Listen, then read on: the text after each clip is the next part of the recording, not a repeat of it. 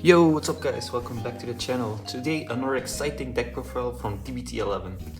So as you can see, it's gonna be a deck profile about the Blue Storm Dragon Maelstrom, which is actually a card from D-BT08.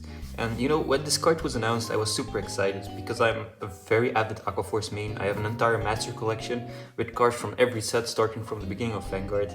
And yeah, so when he was announced, I was super excited.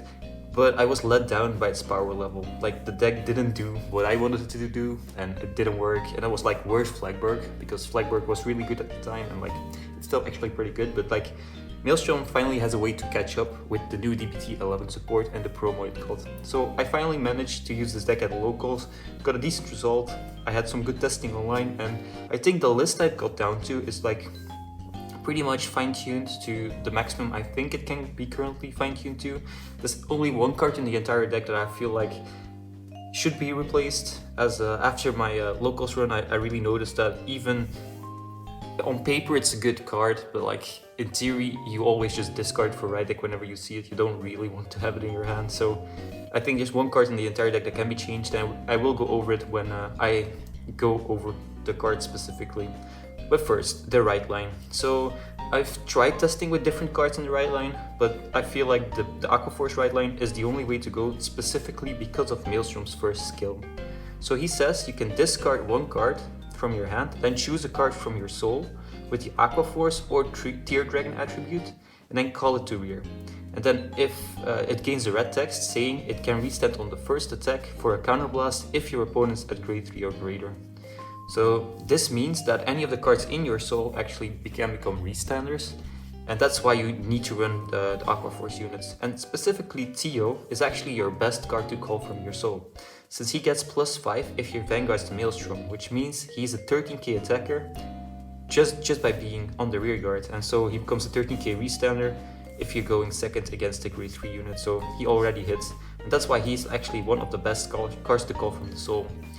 Algos, on the other hand, I barely ever call with this skill, so the issue with him is that he doesn't gain power, but we'll go over his effect later. So the second effect of Maelstrom is, when he attacks, if it's the 4th battle of the turn or more, you draw a card and you retire one of your opponent's rear guards. So it's pretty much the skill Flagberg has, but a bit worse. It's a bit more restrictive, but it does not have a CB cost on it, so the CB can go to other skills. That's why it's kind of balanced in the same way. The double retire that Flagberg has is a lot better, but like having a single retire is kind of fine, and not having guard restrict also kind of sucks, but we'll have to deal with that because he has other benefits.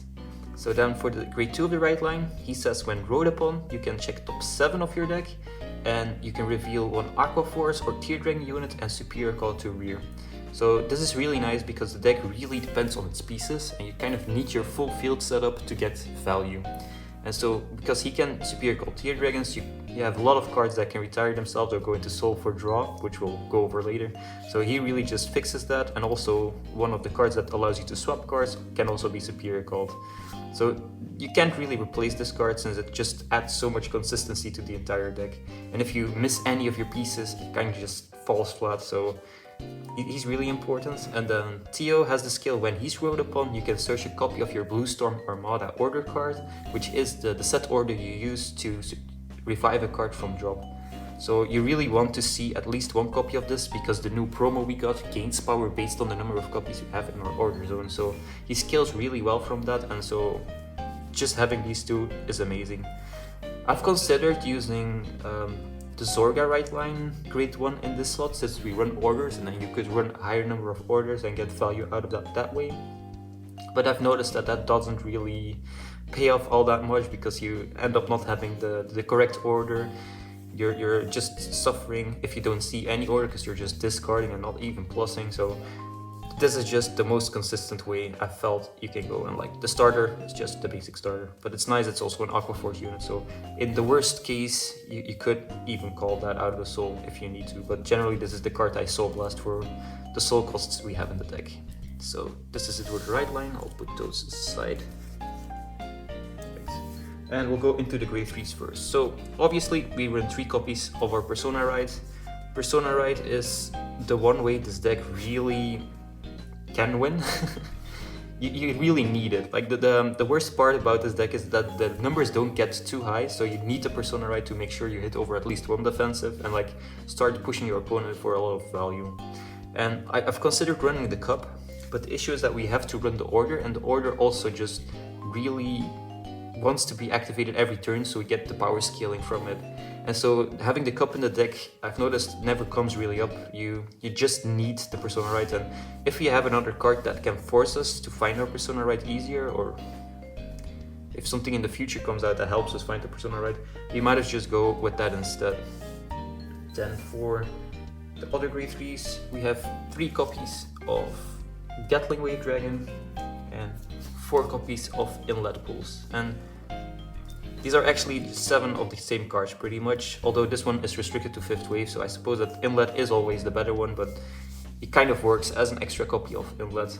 So these Inlet, for those who know, is restricted to Flagberg, so you can't use its restand skill, but his end of turn skill causes him to go into the soul for draw if there's been 4 or more battles. So the nice thing about him is that on your second turn, at your grade 3, he's gone into the soul. You can superior call him from the soul with the skill of Maelstrom, causing him to become the restander. So it's a 13k that swings twice, and then if you're on Persona Rite, it becomes 23, and then with the order, as you'll see, this becomes 28. So it gives you a really good restander. So it kind of gains his first skill, but through the Vanguard skill. So instead of a soul, it's now a counterblast, and that's why he's definitely at 4. He's the soul of the deck, pretty much the core. The entire deck revolves around resolving him. And then his new brother, Gatling Wave Dragon. This one causes us to have a better 5th and 6th attack. So his whole gist is that when he attacks, if it is the 5th battle or more of the turn, and if you have a Vanguard with Maelstrom, he gets plus 10. So he becomes 23 by himself, and then at the end of the battle, you can retire him for a draw. So he's kind of like the Inlet, but gets the 10k, but his attack requirement is just later on in the turn. And so the nice thing with this is if you're on Persona Rite, it becomes 33 immediately, which means it hits over 2 defensives, and then we have a way to even push it further, like with triggers, or with another card I'll go over, which causes this to be a really good card to dump all your triggers on and then just pressure your opponent. So that's it for the grade 3 units. I'll go over the other grades first, and then I'll end on the orders. So as for grade 2s, I have 2 options in this deck. It's the new promo, which is Flowstrike Brave Shooter, and Affluent Maiden Hilaria. So first about Flowstrike Brave Shooter, and as you can see, Tidal Assault is no longer in the deck. I cut it for 4 copies of Flowstrike Brave Shooter, because I think this card just power creeps Tidal Assault completely. Tidal Assault was a 10k attacker that could restand for a counterblast on 2nd wave. And the issue with that was that it was a base 10k, it never gained power. You had to use Persona Rites and other effects to give it power, and that kind of sucks. I did not like it. It meant that you really had to play around it, and that caused more issues than it helped you. So Flowstrike Brave Shooter is a bit different. He says for every face-up copy of the order, you get plus 5k. So he's 15 on your first grade 3 turn, and then preferably on your Persona Rite turn, he's 20k base because you have 2 copies of the order. And then at the end of the battle, that another unit in the same column as this unit attacked, if you have a Vanguard with Maelstrom, you can pay a counterblast and swap this with any of your other rear guards. So the nice thing about this is he can swap to the front row, or he can, well, he'll always swap to the front row, that's like the way to do it, but like he can swap in this direction or he can swap in that direction. Like he is not limited to just going straight forward, which is interesting. I haven't found that many uses for it, but like there will be a point at which that you're like, oh damn, this works better. So he's really cool for that. He's flexible, and I think that's a good way for a card to be. So the nice thing is he's 15k on your first grade 3 turn, so if you're going first, he already hits for a perfect number, because your opponent has to guard with 10k and that doesn't exist. And then on that Persona Rite turn, he swings for 30, which is also a perfect number because that's more than 28. Right, and then for the other grade 2, Hilaria. So she's interesting. She's also from D-BT11, by the way, so she's one of the new cards. She says if your other unit attacks, if it's the 4th battle of the turn or more, you can retire her and give that attacking unit plus 10k. So because you always will have a booster on field, you can always put that booster behind her, and then on your first grade 3 turn that would be 18, and on the second one it would be 28, which is a really good number. And then she can get swapped to the back, something else comes to the front. And let's say this was 20 on that 20, and so 30 on the persona right turn. Then by retiring this, you can make this 40. And same with the other grade 3 we had that had plus 10k. Like, this causes them to become so much bigger, and if there's trigger already on there, you can easily hit something like 63k. So while she's not that important, if I find an option to guard with her earlier in the game, I probably do it. But like, if you have one copy on your persona right turn, this is generally how you manage to push through all the shield value your opponent has. I've had a test game where my opponent said if that card was not on the field, I could guard all of this, but because you had it, it was just enough. The hardest thing about this card is deciding on which attack you use it. So if you get your full field with attacks, you'll have your Vanguard at 4th wave and then have 2 front rows that can go 5th and 6th wave, which means she can be used on all of those attacks. So you have to decide if you boost your Vanguard or either of your rear guards, and it's kind of hard to decide on that, because if your opponent has PGs, generally they're gonna PG the attack where you use this, but if he doesn't, there's a little bit of math you have to do and plan out it, and I haven't been able to maximize my potential. I've had a game at locals yesterday where actually she was on my field, I activated her effect, and if I had put it on another attack, it would have made a bigger difference, because then the game would have ended instead of my opponent surviving. So you really have to plan with her to maximize her potential, but she has come up multiple times already where she could have made the impact that she needs to, so I'm definitely really happy with her in the deck. And also because of having Flow Strike Brave Shooter in the deck instead of Tidal Assault, you always need extra units, because he doesn't restand on his own, he only swaps, which means having her as a battle phase retire herself is actually better than having her be the cards from, I think there was one of the earlier sets, Aglio and Lyoka, were cards that you can retire during main phase to give something plus 10k. So she's really flexible in that way, which is really cool, and I think that the synergy is a lot bigger here because of it. So that's it for the grade 2s. We then go into the grade 1s, and I have one important grade 1 and one less important grade 1. So Real Assault, I don't think I have to explain him. He's been the same in every iteration we've got. At the end of the battle he boosted. In this case, if you have a Vanguard with Maelstrom in the card name, you can Soul Blast one and swap 2 of your blue cards. So this time he has a cost and he's restricted to Maelstrom, but he still does the same thing. At the end of the battle he boosts, you swap. And this allows you to do the 6th attack, this allows you to do 5 attacks on if you don't use a Vanguard skill to get a restanner. So he's just really necessary, and you always want to have at least one of him on your field. One of the new cards from set 11, and that's Herocles. And he's kind of the flex slot. So this is the one card you can totally change, you do not have to run him, because this is the card I've noticed I always end up discarding.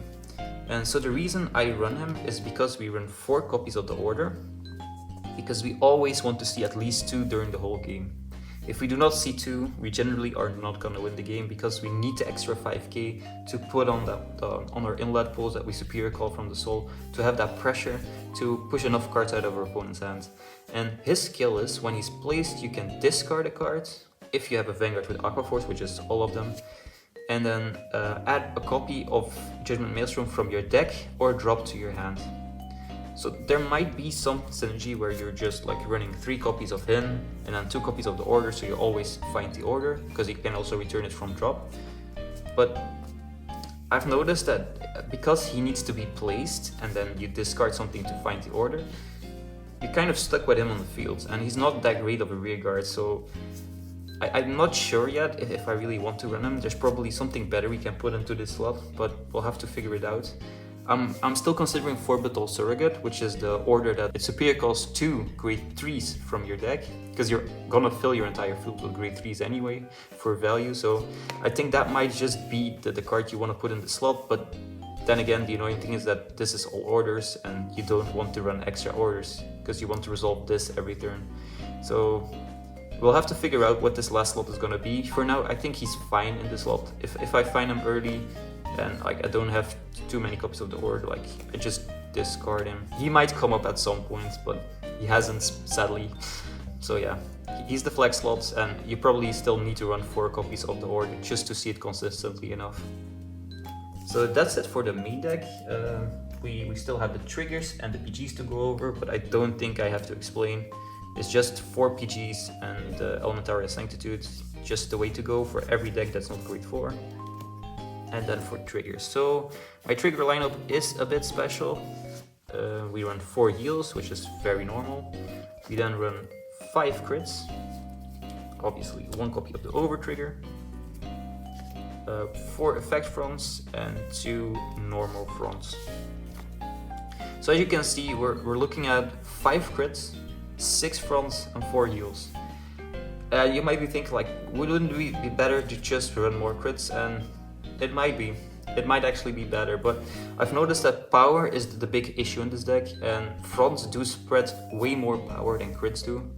And so if I can make the front row gain plus 10k each, they at least hit over defensives, they start hitting for better numbers, and my opponent has to guard more. And because I'm a 6 attack deck, I don't really need to finish on just sucking a crit. Just by doing enough attacks, you're generally gonna win the game. So that's why I noticed that just when I check a front trigger, this deck is a lot more potent than when I check a critical trigger. And so that's why I went for the fronts. The thing is that the fronts are more broken on your Persona right turn. The crits are probably better on your early turns. So it's probably up to you to decide if you really want to go with this idea of more fronts. But I do really like it, and I think you'll see when I go over the combos why I really like it. Because it just makes sense, because this is the 4th attack and there's 5 and 6 afterwards, and those 5 and 6 are generally already bigger, so if they become even bigger, they'll have to guard with bigger cards, and then their hand will be depleted, and we just win the game. Right, and the Overtrigger, I don't think I have to debate why the Stoichia Overtrigger is the best one. It's literally a combination of all these and the Draw Trigger, so it's just really, really good. Right, so for combos, I'll go over first grade 3 turn when you're going first, then I'll go into a grade 3 turn when you're going second, and I'll show you a Persona right turn. Right, so for our first grade 3 turn, we kind of want 1 face-up CB at least.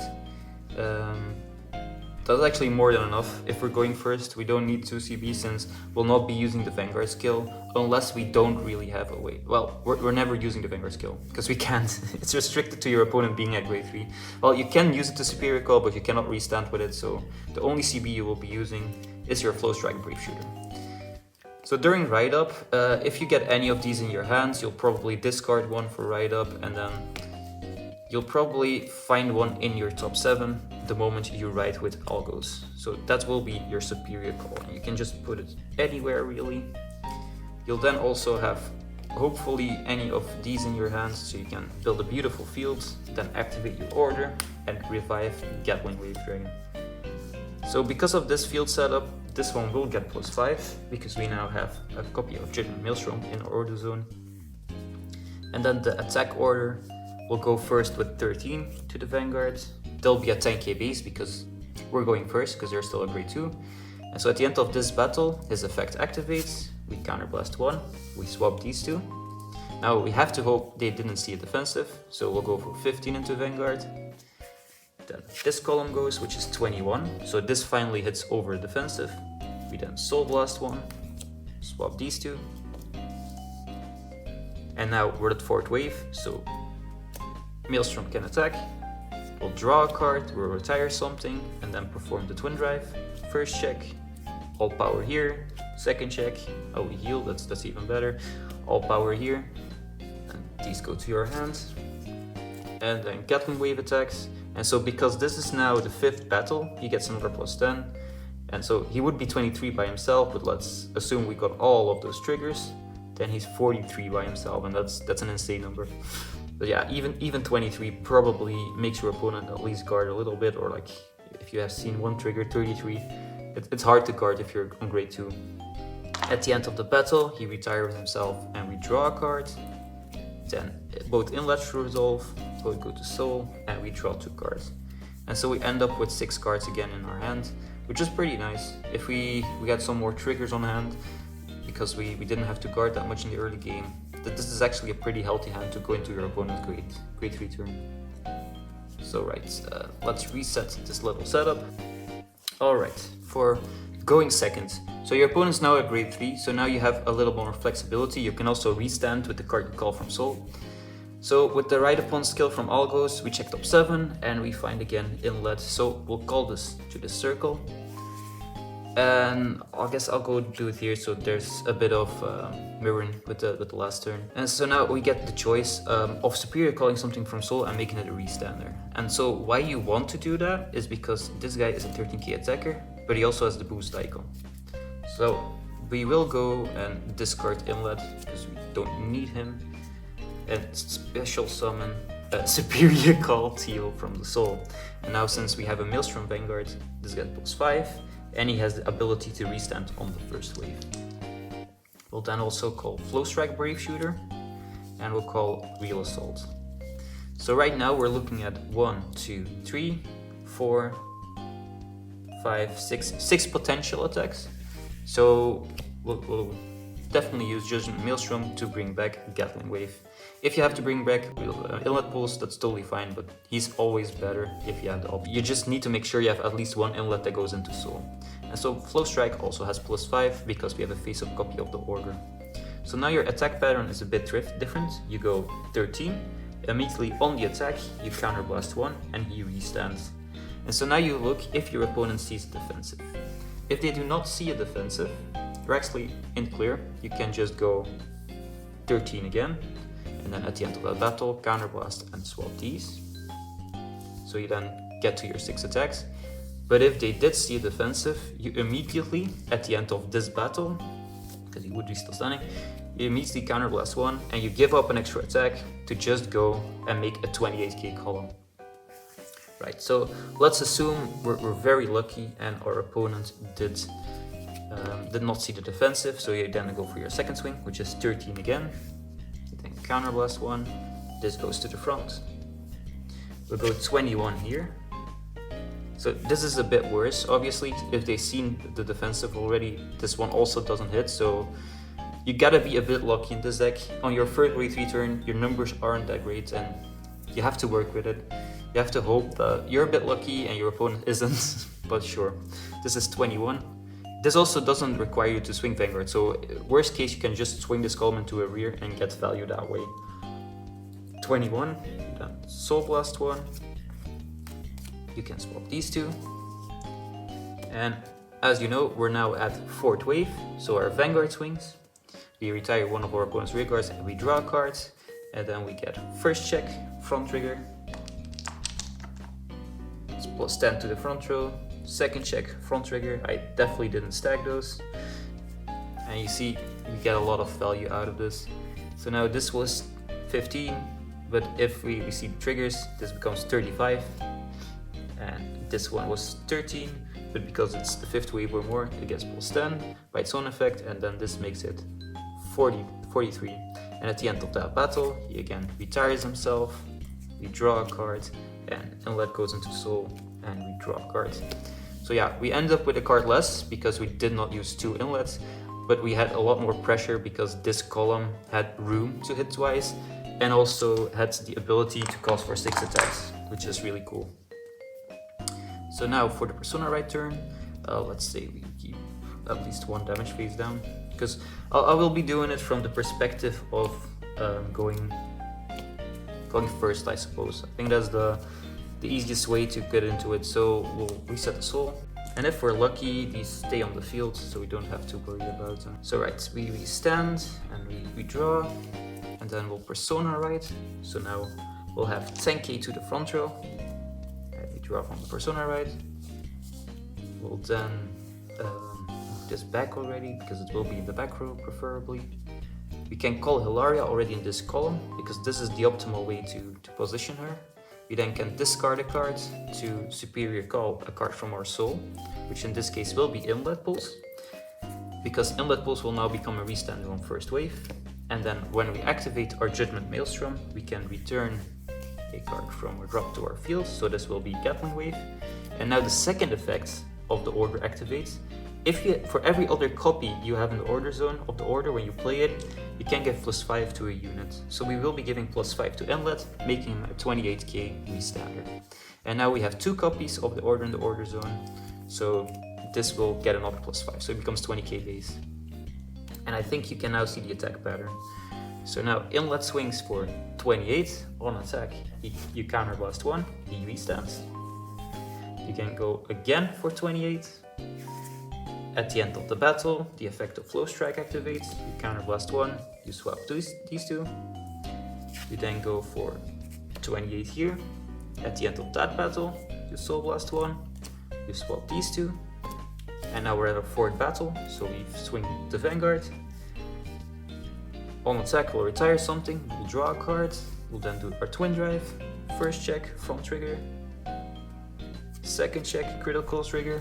You can put all power on Gatling Wave, and he'll get a crit as well, because we're gonna assume the Vanguard is being guarded. And so then we'll swing with our big boy. Since it's the 5th wave, he'll get another 10 from his own effect. And now we can trigger Hilaria. So since it's the 4th battle or more, retire, another 10. So as you can see, he's already 43, and because of the Persona right and the front trigger, he's now 63 with a crit. And at the end of that battle, he retires himself, we draw a card, and this one swings for, if it was just Persona right, 30, but now it's 40. And then at the end of our turn, Inlet goes into Soul, and we draw a card. So as you can see, the hand keeps replenishing itself, which is really cool. And the pressure on the Persona right turn is also really, really good. And the CPUs is still fine. Like, there's still room to, like, if you really want to put Dianta in and like revive stuff with that. But like, I generally feel like the stuff you use, like the Superior Call from the Soul, the Copy of the Order, it makes it so your field is always filled fine. Like, at least if they don't retire these guys. And so that's about the power level you can expect from Maelstrom from D-BT11. It may not look amazing at first because there's a lot of small flaws, but like this deck can definitely win. Like if all the pieces fall right, if your opponent does not see 20 defensives, you can definitely punch through and just win games. I've used this at locals yesterday, as I told you. The first round was against Minerva. My opponent did make a few misplays, but I did manage to win. So that shows the power of Maelstrom, I think, at least. The second round, I don't remember exactly. That was against Vermilion, which is another encounter deck, which was really cool. Which also added one of the issues with the deck, is that you need your pieces in drop or in soul to actually reuse them. Vermilion bound my Wheel Assault, which meant that I did not have another swapper. So I was kind of forced to just do turns where I did 4 attacks, which meant that I kept on drawing into pieces at least, but like the pressure was a lot less. Round 3 was against Greedon, I think, which totally obliterated me. The guard restrict made it really hard to just keep going. Since I need all of my pieces in my hand, I need to guard very efficiently with the triggers, and you can't really just throw pieces away. Like maybe grade 3s, if you have them on hand, are fine to go in the Guardian Circle because they'll be returned, but like even stuff like this feels really bad if you have to throw it away. And then round 4 was against Gandiva, and I managed to beat Gandiva as well. They did low roll a bit, but just the pressure the deck managed to build was enough to beat him up, which is really nice. And the retire helped also against him because he had to commit more pieces from hand as well. He also did not find the order the best harvest, which could have helped him a lot in surviving my turns. But as you can see, my field is decently empty, so it's not like he's gonna get a lot of value out of retiring everything.